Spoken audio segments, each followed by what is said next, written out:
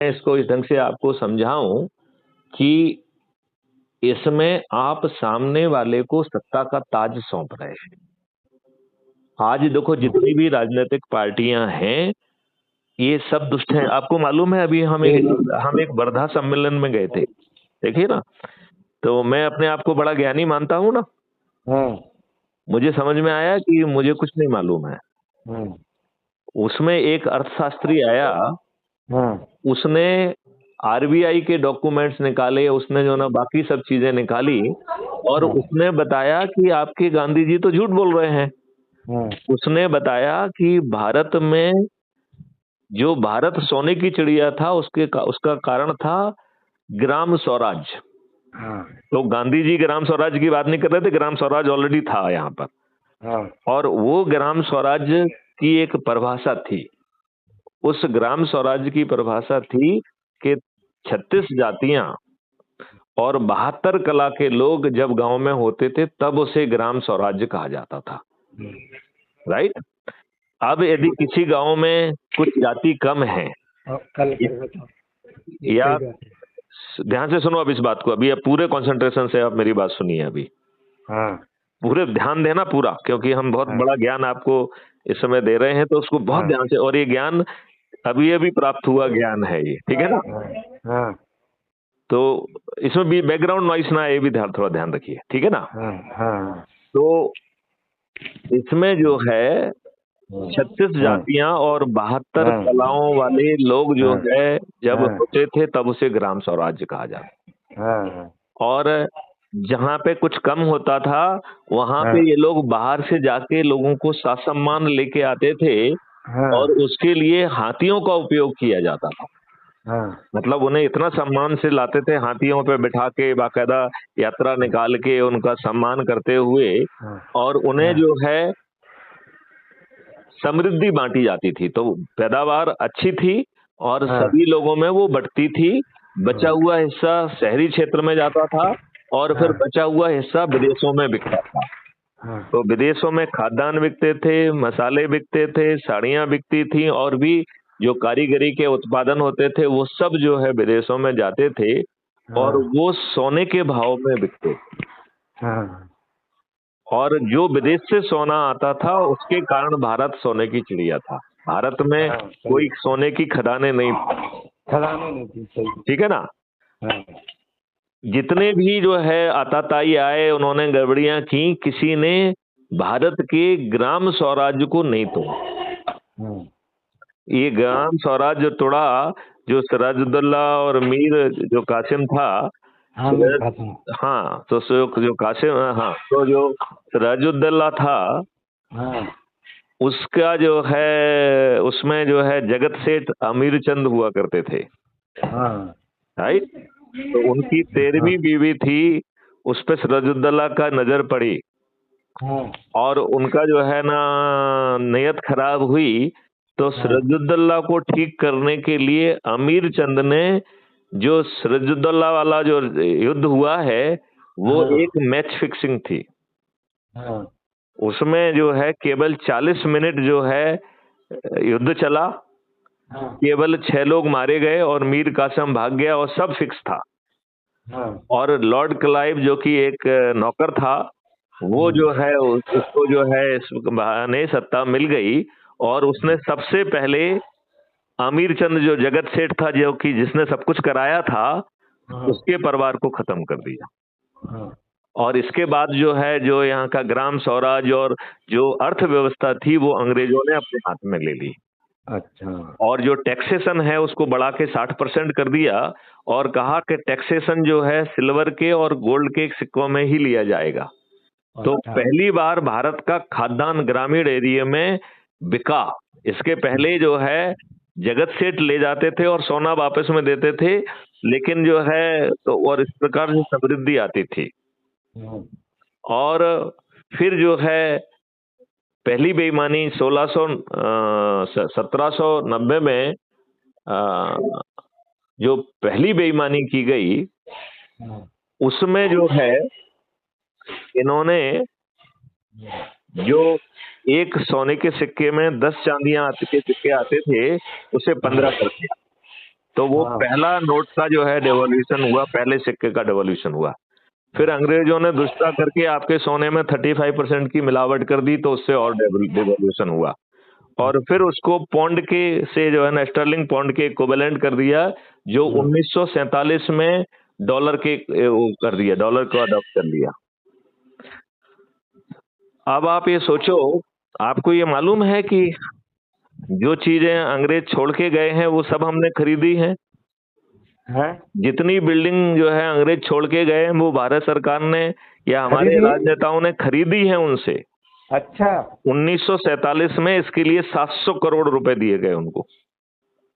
अच्छा मतलब राष्ट्रपति भवन से लेके पार्लियामेंट से लेके जितने भी उनके भवन थे, उन सब की कीमत अंग्रेजों ने हमसे वसूल की। और जितने भी अंग्रेज यहाँ पर थे, उनको ताजिंदगी की पेंशन कैलकुलेट करके एक मुश्त में काटी गई, और आपके ऊपर गुलामों के नियम थोप दिए गए। हाँ इन्हें अपने वाले नेता ने कछु करो ही नहीं, बे चलाओ सब का। नहीं, क्योंकि वो नेता थे ही नहीं। उन्हें तो जो है दुष्टता करके अपने देशवासियों को उन्होंने धोखे में रखा। आप बात समझ रहे हो ना? हाँ सही है। अब ईश्वरी कृपा से जो मॉडल मैं कह रहा हूं, उसमें इन सब का काट छपा हुआ है। मतलब उसमें इस अर्थव्यवस्था, जो विदेशी अर्थव्यवस्था, जिसके आपको मालूम है भारत की इकोनॉमी हमेशा सरप्लस इकोनॉमी थी। 1950 में पहली बार हम डिफिसिट इकोनॉमी में गए हैं, और वो पैदावार के कारण नहीं गए हैं। वो हाँ आपका, क्योंकि आपका रुपया सस्ता कर दिया और हाँ उन्होंने अपनी करेंसी महंगी कर दी, तो जो आप खरीदते थे वो महंगा हो गया, और जो आप बेच रहे हो उसका कुछ पैसा नहीं मिल रहा है आपको, इसलिए आप डिफिसिट में चले गए। सही है। अभी जो माननीय नरेंद्र मोदी जी ने 38 लाख करोड़ की करेंसी छापी है, हाँ इसको इक्विवेलेंट डॉलर मेंटेन करने के लिए हमने डॉलर को कर्ज के बतौर लिया है। हाँ मतलब बिना किसी सामान को लिए हम जो पैसा है दे। कर्जदार हो गए हैं। हाँ हाँ मतलब हमने उनसे कुछ नहीं लिया, राइट। केवल हाँ डॉलर को मेंटेन करने के लिए हमने देश को बड़े कर्जे में डुबो दिया। हाँ ये है इन राजनेताओं का सोच, चिंतन, अकल और क्षमता।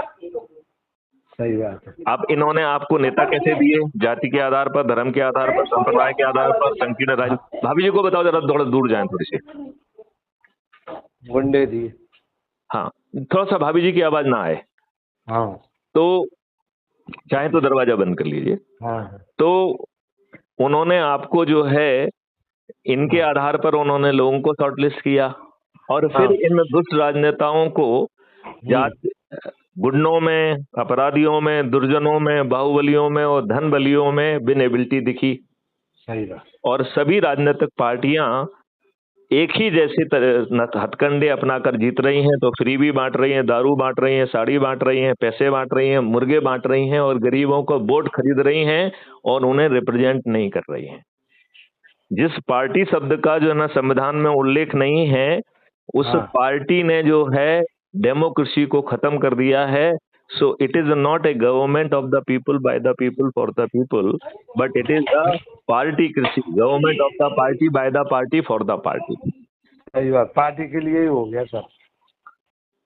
तो ये बहुत महत्वपूर्ण बात है। अब आप ये सोचो कि लोगों को एक बनी बनाई व्यवस्था मिल रही है, जिसमें अपने लोगों को जोड़कर ये ऐप आगे चल के बहुत जल्दी 6 मेरिट लिस्ट बनाने वाला है।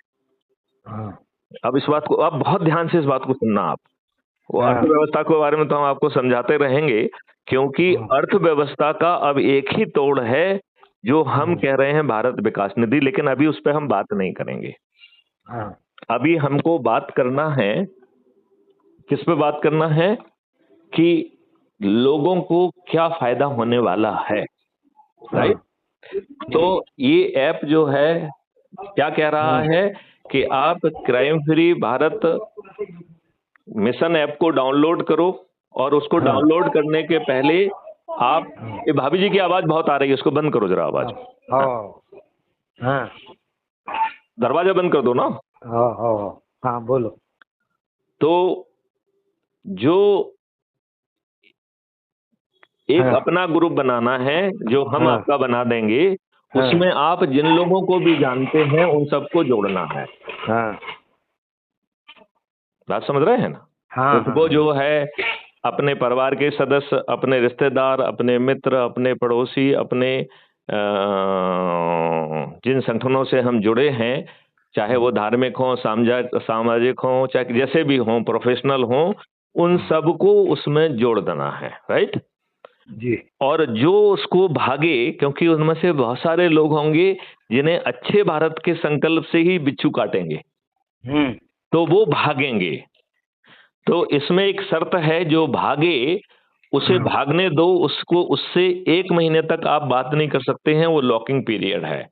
हाँ क्योंकि वो दुष्ट लोग दुष्टा में भाग रहे हैं, वो आपको भी कंफ्यूज कर देंगे, तो उन्हें भागने दीजिए, वो अपने समय पे फिर लौट आएंगे, आप उसकी चिंता मत करिए।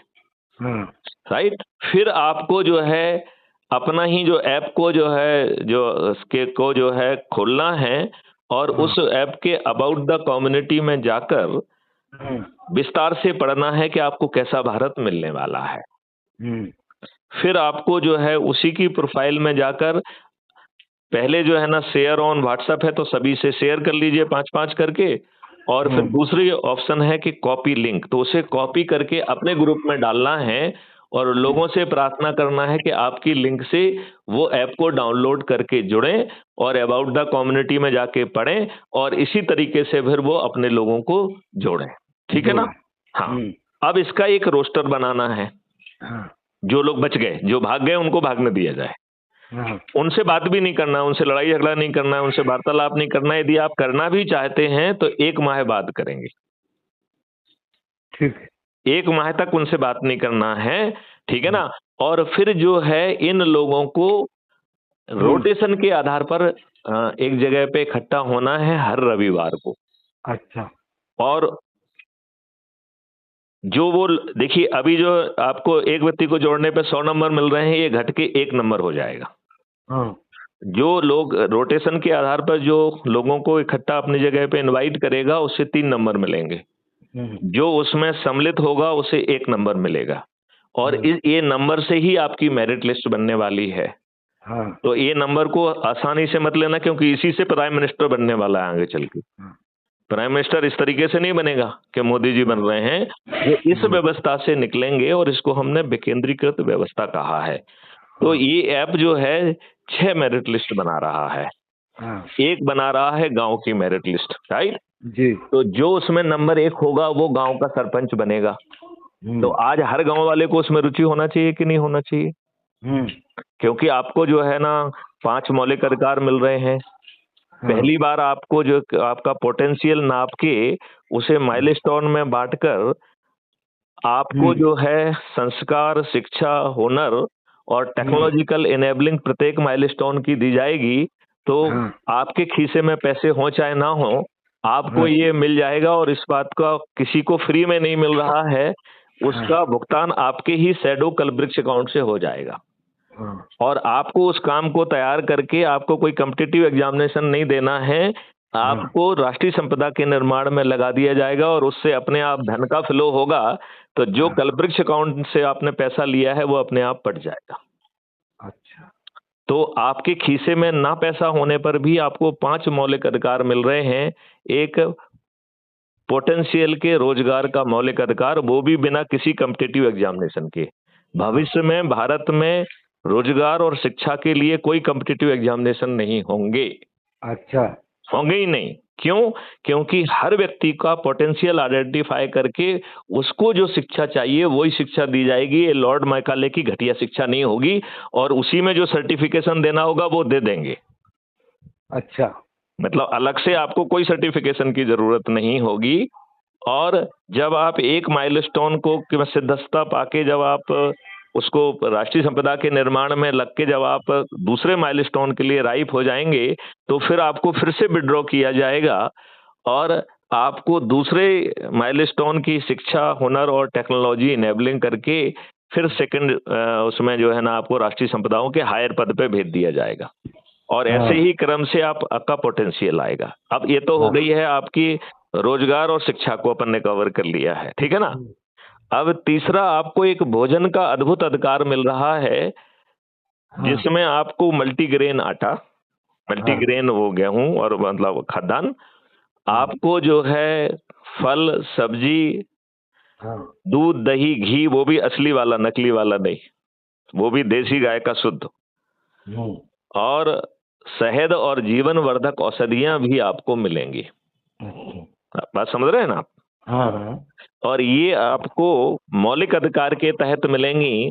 जब आपके खीसे में पैसा नहीं होगा तो इसका भुगतान आपको कलवृक्ष अकाउंट से मिल जाएगा, और हाँ, फिर आपको जो है ना समर्थ बनाकर धन कमाएंगे तो कलवृक्ष अकाउंट का पैसा कट जाएगा। तो कलवृक्ष अकाउंट आपको कोई फ्री भी नहीं बांट रहा है, कोई किसी सरकार के खजाने से पैसा नहीं दे रहा है, हम्म, राइट। अब तीसरा अधिकार है आपका स्वास्थ्य का। हाँ तो इतने बड़े 144 करोड़ लोगों को एक डेडिकेटेड हेल्थ वॉलंटियर मिलेगा। अच्छा, हाँ, और आप बटन दबाएंगे तो वो हेल्थ वॉलंटियर अपने ऐप के पास पहुंचेगा और उसको हाँ, ट्रेनिंग देगी, तो वो सब आपका जो भी सैंपल एम्पल लेना है वो सब लेके और पास की जो लेबोरेटरीज का नेटवर्क होगा वहां पे पहुंच जाएगा, और वहां से टेस्टिंग होके वो इसको भी आ जाएगा, और वो जो है आपके वेलनेस सेंटर में चला जाएगा। अच्छा, वेलनेस सेंटर में सभी पैथियों के डॉक्टर्स होंगे जो हाई डिग्री की रिसर्च कर रहे होंगे।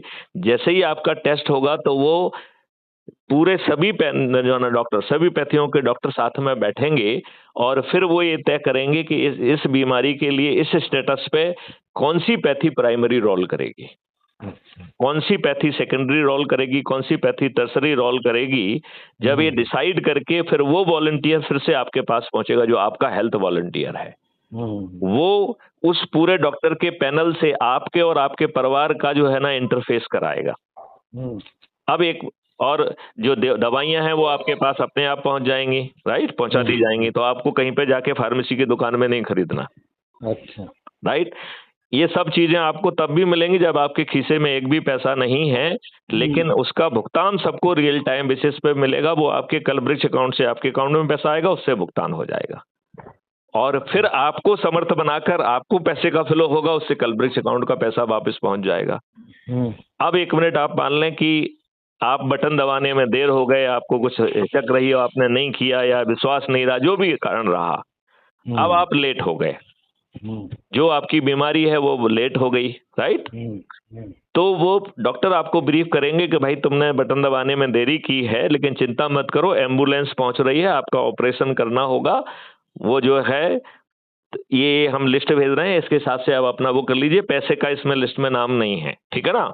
तो पैसा है तो आपके अकाउंट से सीधा कट जाएगा, नहीं होगा तो कलवृक्ष अकाउंट से आ जाएगा। तो पैसे की बात ही भूल जाइए अब आप, ठीक है ना। तो जब आप जाएंगे तो सामने आपका पूरा रिकॉर्ड जो भी है वो अपने आप वहां पे अपडेट हो जाएगा।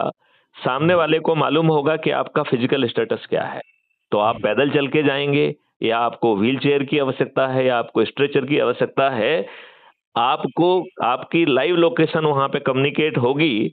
तो जैसे सुपर वीआईपी आता है ऐसे ही आपको रिसीव किया जाए, आपको सैनिटाइजेशन करके, यदि आपका सीधा ऑपरेशन है तो आपको आईसीयू में या ऑपरेशन थिएटर में ले जाया जाएगा, सबकी वीडियो रिकॉर्डिंग होगी, और आपका जो है ऑपरेशन वगैरह जो कुछ भी है हो जाएगा, तब भी हो जाएगा जबकि आपके खीसे में एक पैसा नहीं है, और सबका भुगतान रियल टाइम बेसिस में हो रहा है, और आपके खाते में नहीं है तो कलवृक्ष अकाउंट से आ रहा है, जो आपको इनेबल करके राष्ट्रीय संपदा के निर्माण के लिए तैयार कर रहा है। तो आज नहीं, आज से 2 साल बाद आपके अकाउंट में पैसा आने लगेगा, सबका पड़ जाएगा।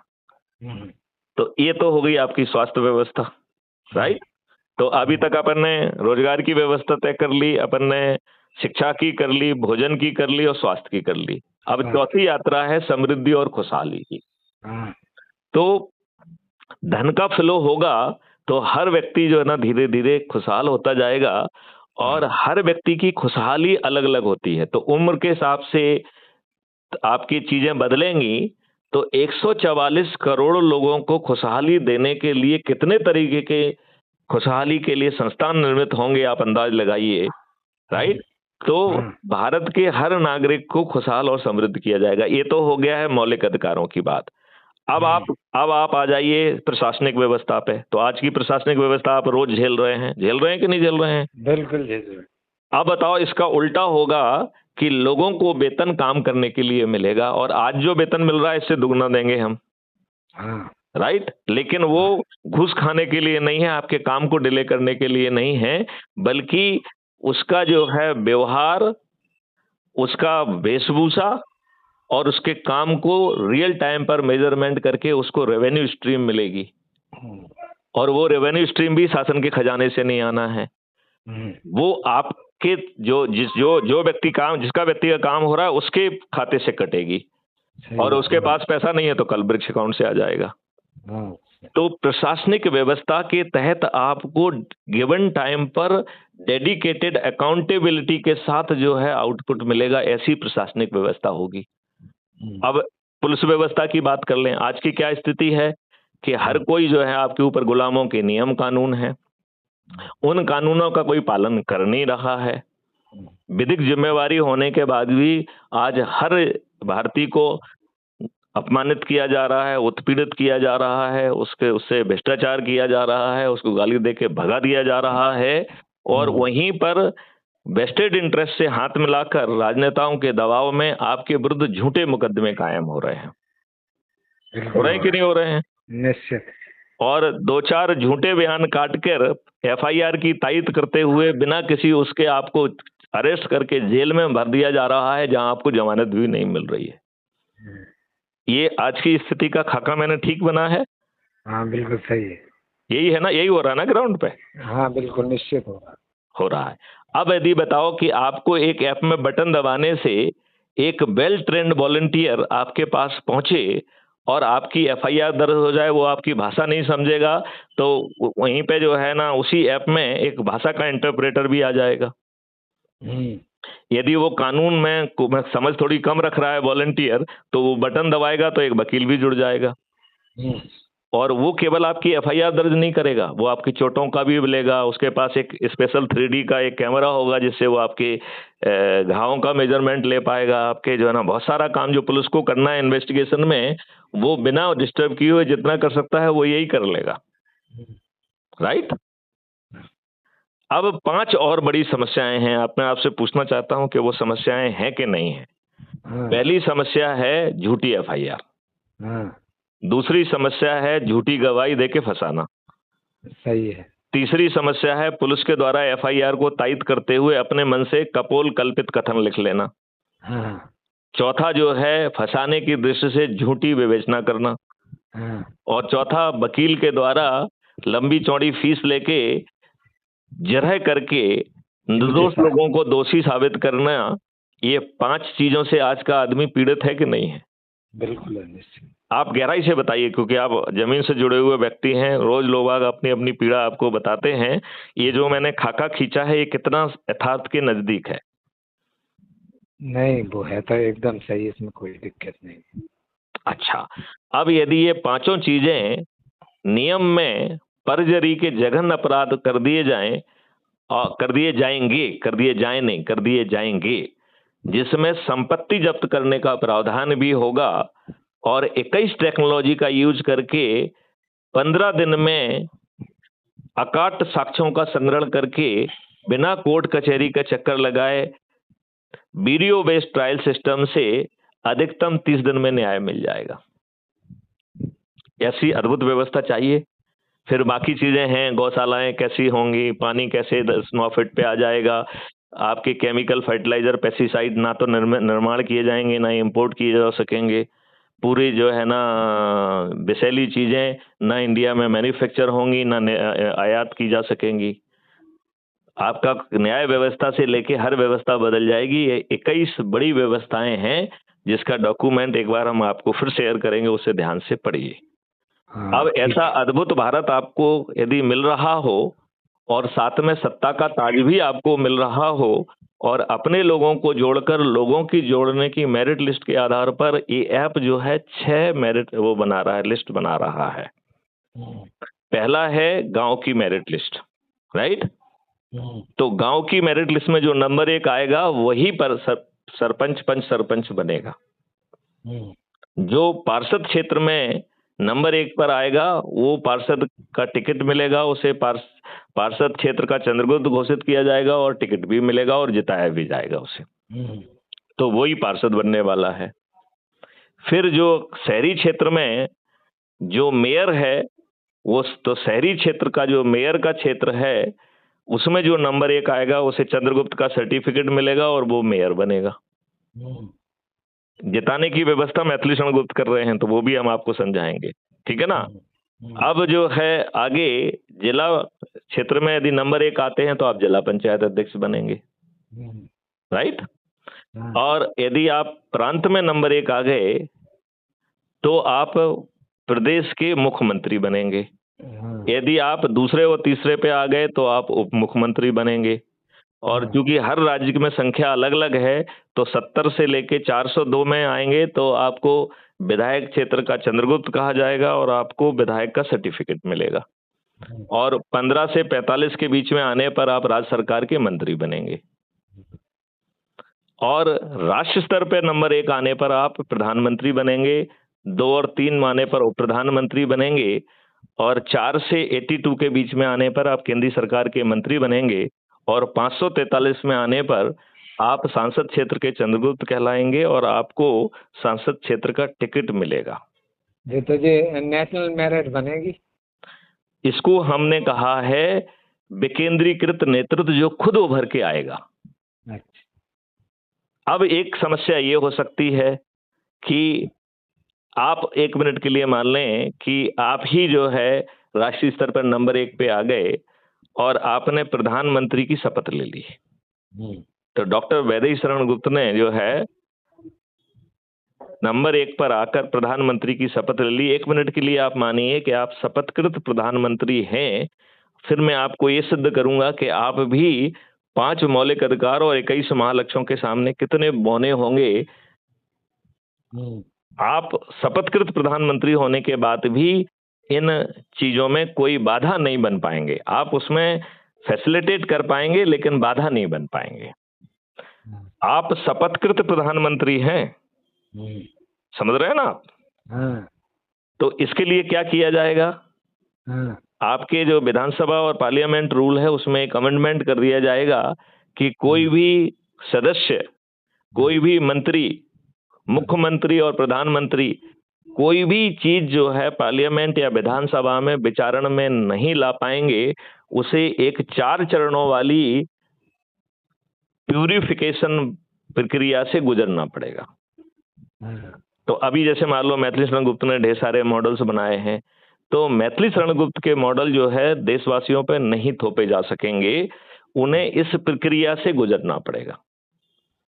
अब मैं उससे स्क्रीनिंग हो जाएगी तब हो सकता है। स्क्रीनिंग नहीं होगी, वो इम्प्रूव हो जाएगा, मॉडिफाई हो जाएगा, उसमें जितने भी नेगेटिव पॉइंट है वो निकल जाएंगे, जितने भी पॉजिटिव पॉइंट है उनका समावेश हो जाएगा।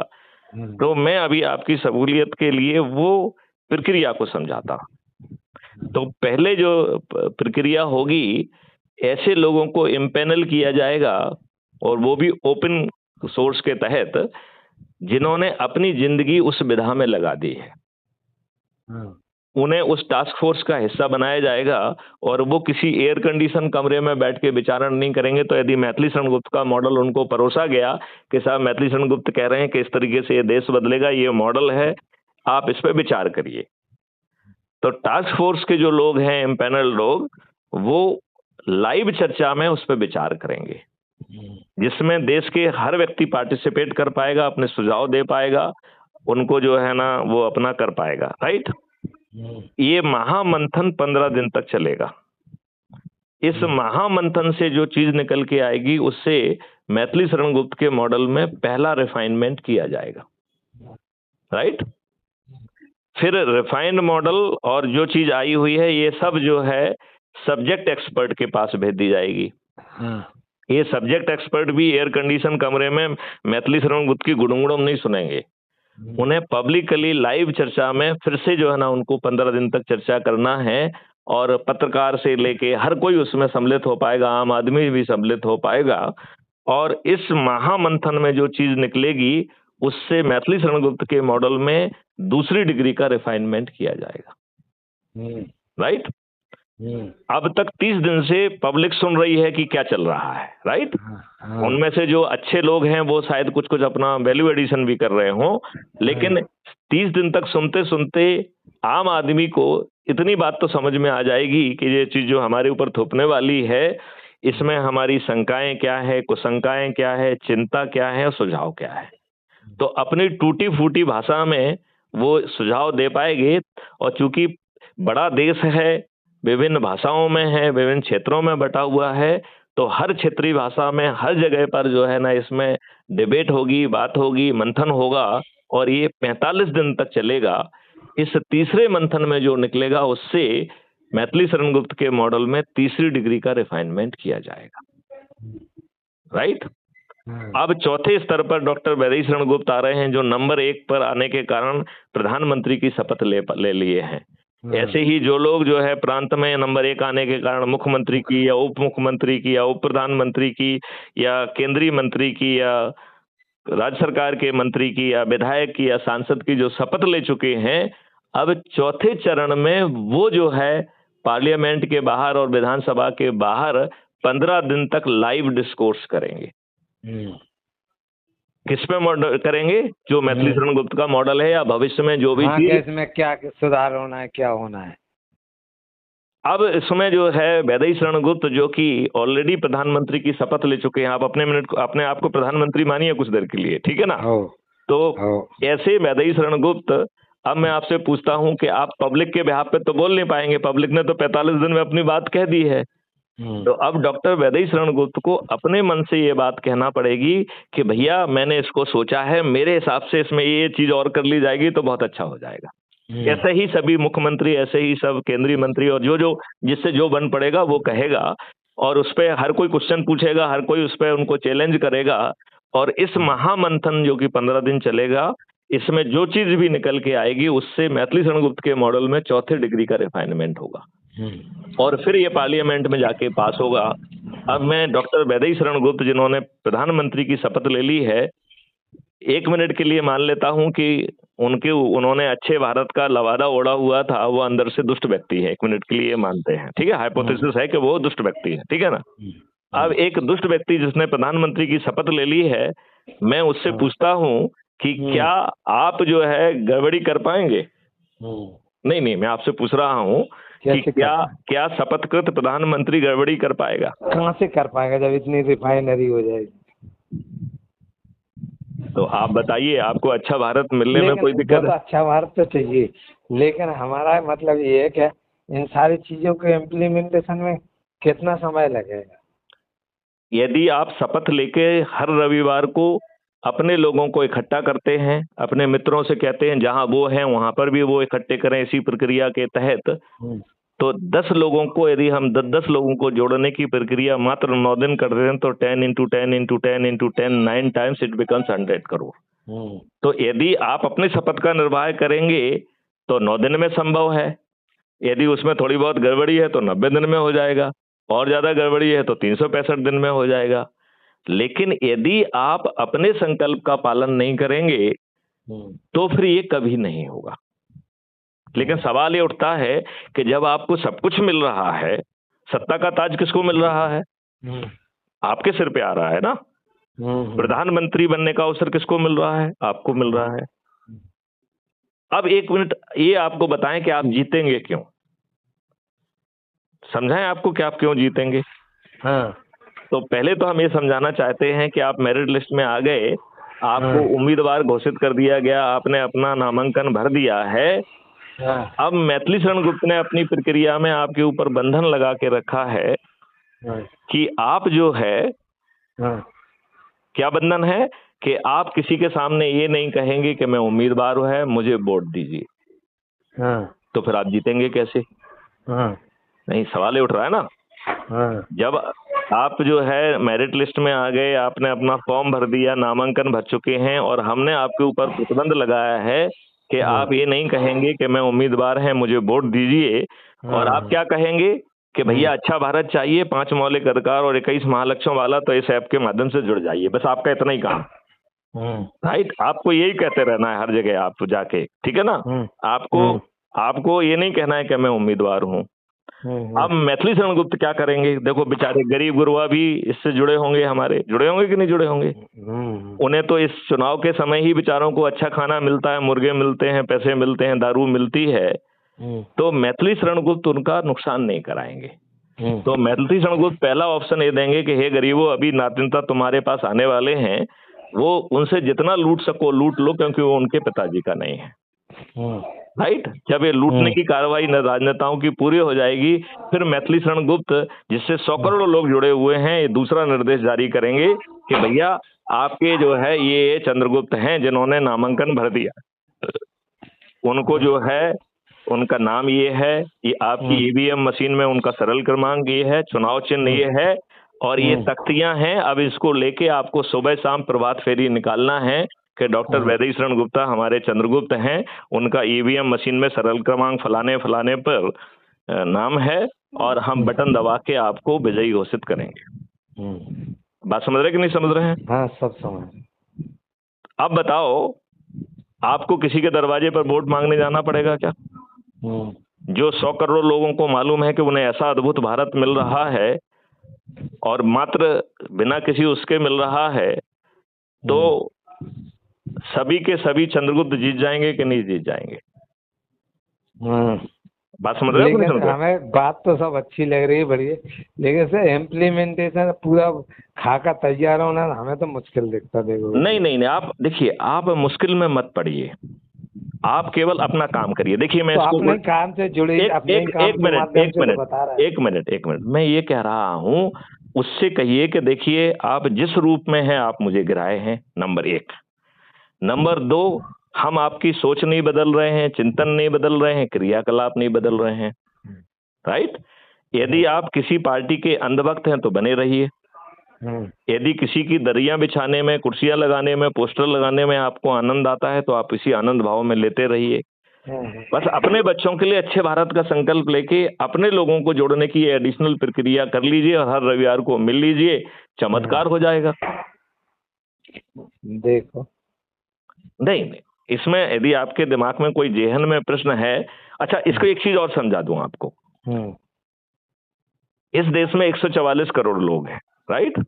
44 करोड़ को हमने जोड़ने का लक्ष्य नहीं रखा है, राइट। केवल 100 करोड़ को जोड़ रहे हैं, तो 44 करोड़ हमने पहले ही छोड़ दिए। इस मॉडल को यदि इसी ढंग से यदि इम्प्लीमेंट होता है तो 10 × 10 करके 9वें दिन जो है वो 90 करोड़ लोग जुड़ रहे हैं, और 9वें दिन आपका संकल्प पूरा हो रहा है। इसका मतलब है ये 90 करोड़ लोग संकल्प लेंगे, शपथ लेंगे, प्रयास करेंगे, लेकिन उन्हें सही मायने में एक भी व्यक्ति को नहीं जोड़ना है।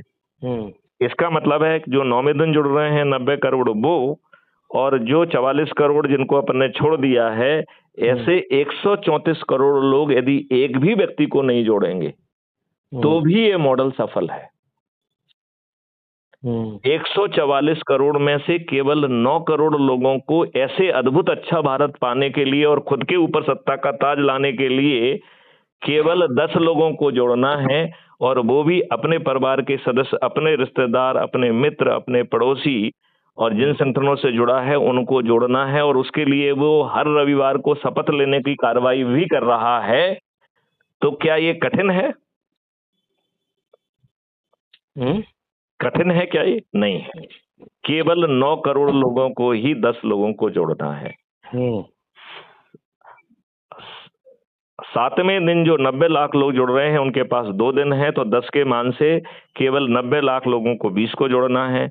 6वें दिन जो 9 लाख लोग जुड़ रहे हैं उनके पास 3 दिन है, तो उन्हें 10 के मान से 30 लोगों को जोड़ना है।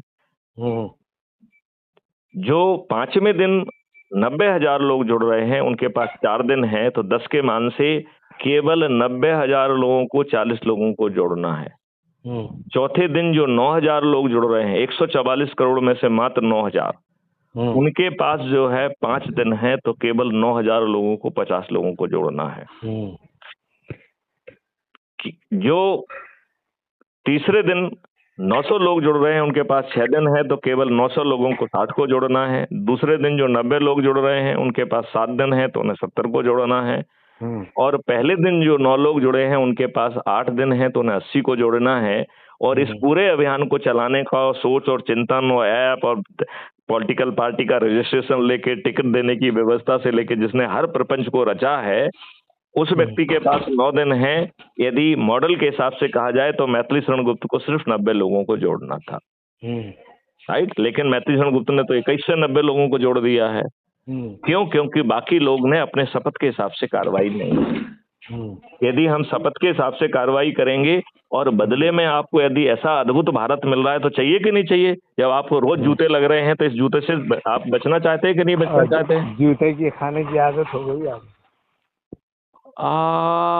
जूते खाने की आदत तो हो गई है। हाँ। लेकिन अपने बच्चों को तो बचाना चाहेंगे ना।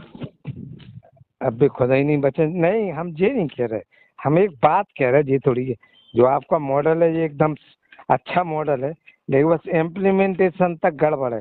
नहीं नहीं आजकल नहीं, इतना मैं ये कह रहा हूँ आप इम्प्लीमेंटेशन को भूल जाइए, बस अब आप अपना काम करिए। मतलब जो अरे आपके अब मित्र आपके जो देखो, एक मिनट बेई आदमी तो अपने काम की कड़ी है, नहीं है आदमी अलग है।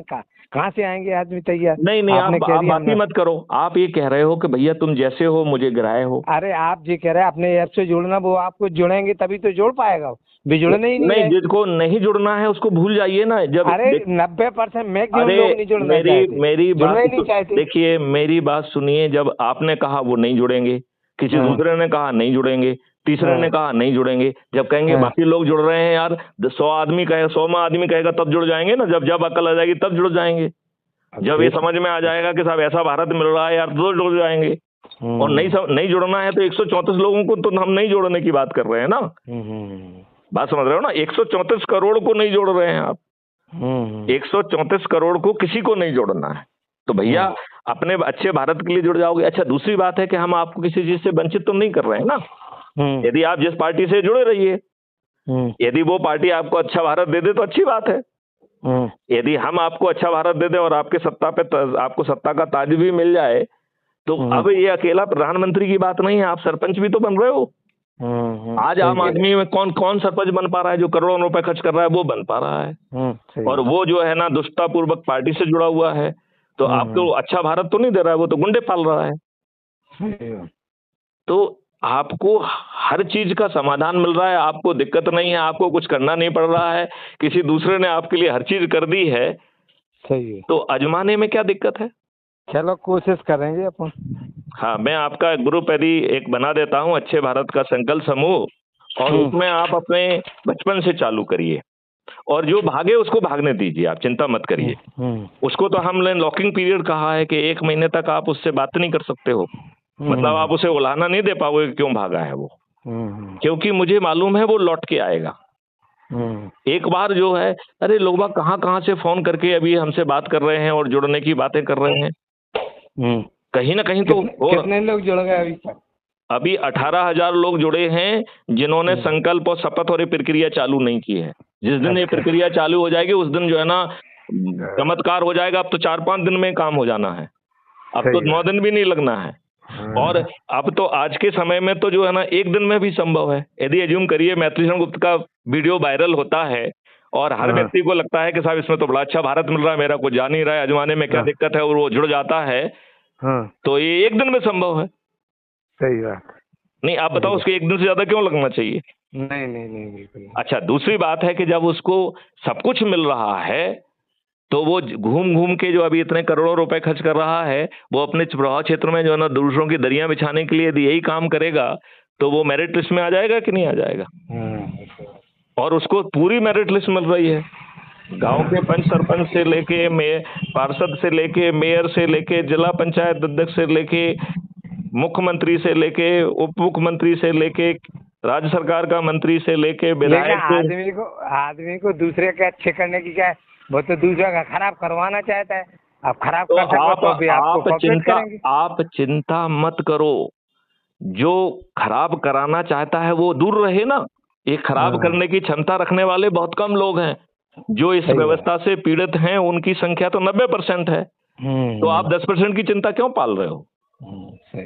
उनको रहने तो तेल लेने जाने दीजिए ना। देखो अब आपको जो है ना उनको तो टिकट मिलना नहीं है, टिकट तो जो है ना जो उभर के आएगा उसको मिलना है।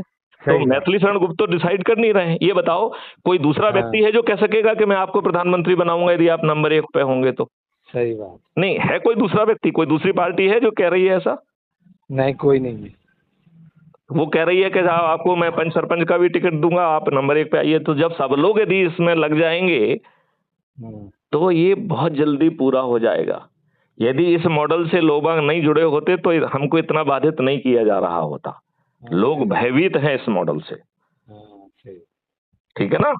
हाँ, नहीं नहीं, तो अब ठीक जो है, है अपन प्रयास करते पूरा। हाँ हाँ, देखिए एनर्जी, देखो चारों तरफ आपके नेगेटिव एक्सपीरियंसेस हैं। उसी नेगेटिव एक्सपीरियंस को आप भयावह अंधेरा मानिए, और अंधेरे से लड़ा नहीं जाता है। अंधेरे में दीपक जलाना है, और दीपक जलाने में आप मत समझाइए। आपको हमारा जो वीडियो बहुत भारी लग रहा है उसको सबके सामने चला दीजिए, भैया ऐसा भारत चाहिए क्या। आपको तो एक ही बात कहना, आपको समझाना नहीं है। आपको कहना है भैया ये जो डीजी साहब कह रहे हैं, ऐसा भारत चाहिए क्या आपको। ठीक है, आप बात समझ रहे हो? यदि आप समझाओगे तो दिक्कत है, यदि आप समझाओगे तो दिक्कत है, आप समझाओगे तो नहीं समझा पाओगे। ठीक है ना? बिल्कुल सही। चलिए, जय हिंद, जय भारत, वंदे मातरम, जय गुरुदेव। ओके।